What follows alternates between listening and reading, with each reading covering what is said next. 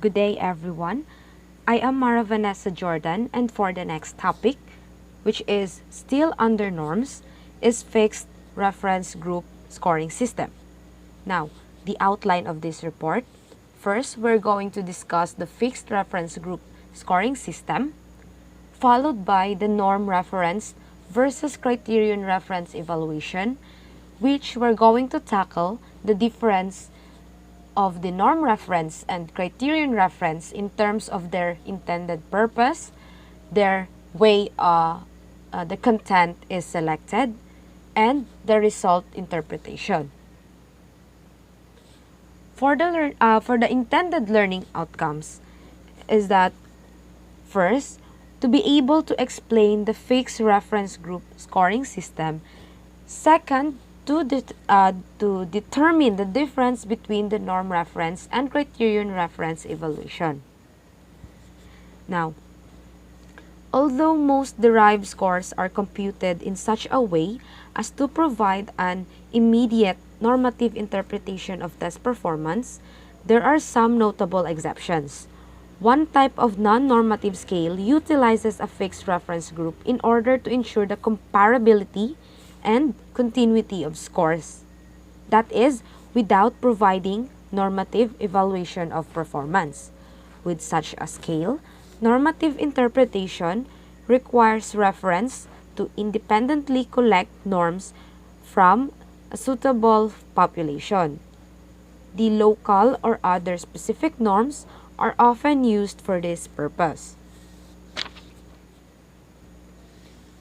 The fixed reference group scoring system is where the distribution of scores obtained on the test from one group of test takers, which are called the fixed reference group, is used as the basis for the calculation of the test scores for future administrations of the test. Now, one of the clearest example of scaling in terms of a fixed reference group is provided by the score scale of the College Board Scholastic Aptitude Test, or in short, the SAT. Okay?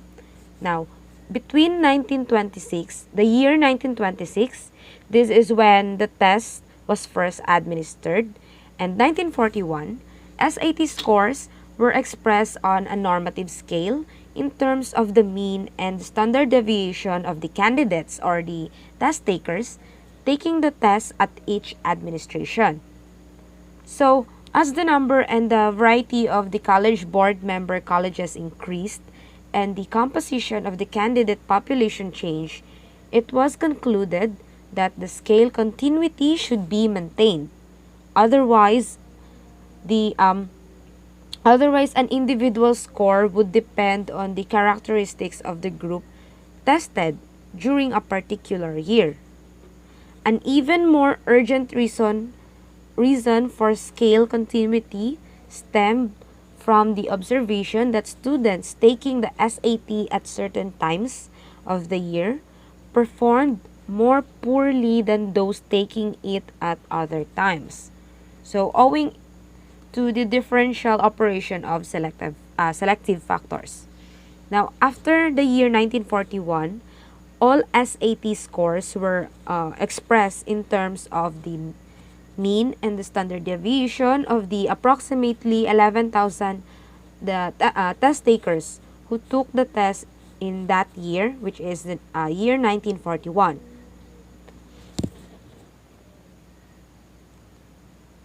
So, the SAT of year 1941 that was immortalized as a standard to be used in the conversion of raw scores on future administration of the test because of that.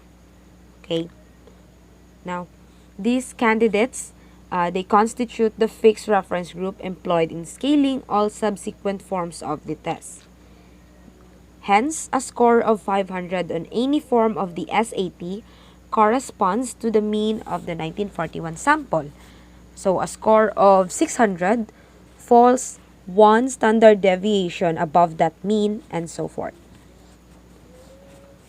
To permit a translation of raw scores on any form of the SAT into this fixed reference group scores, a short anchor test or set of common items is included in each form.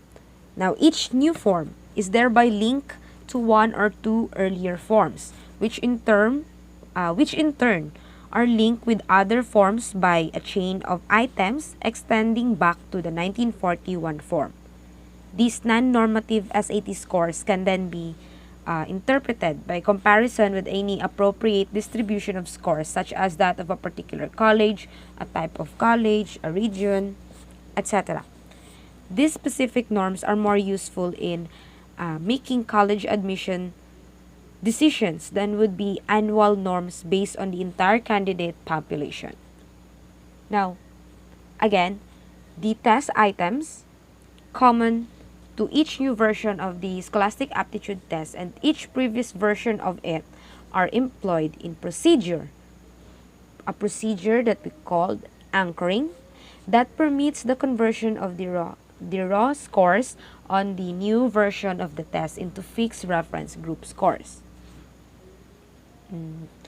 For the next topic is the norm referenced and criterion reference evaluation. Now, norm reference measures or compare a person's knowledge or skills to the knowledge or skills of the norm group. The composition of the norm group depends on the assessment.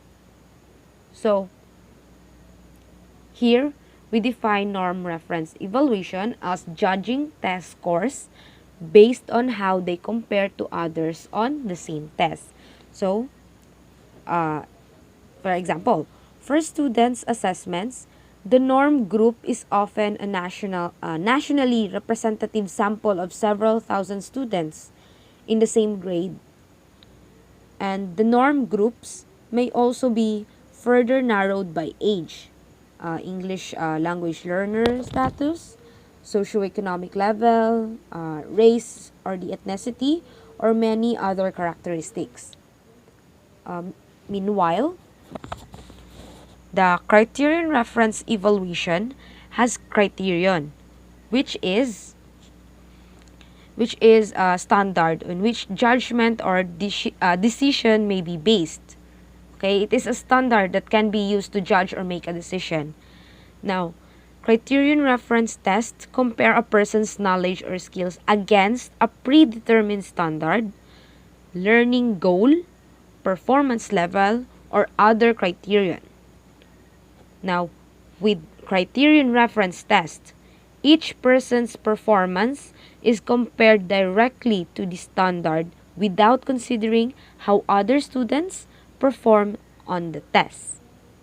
Criterion reference test, it often cuts scores to place students into categories such as maybe basic, the proficient category, or the advanced. Now, because the focus is on how scores relate to a particular domain or area, it was also called as the domain or content reference testing assessment.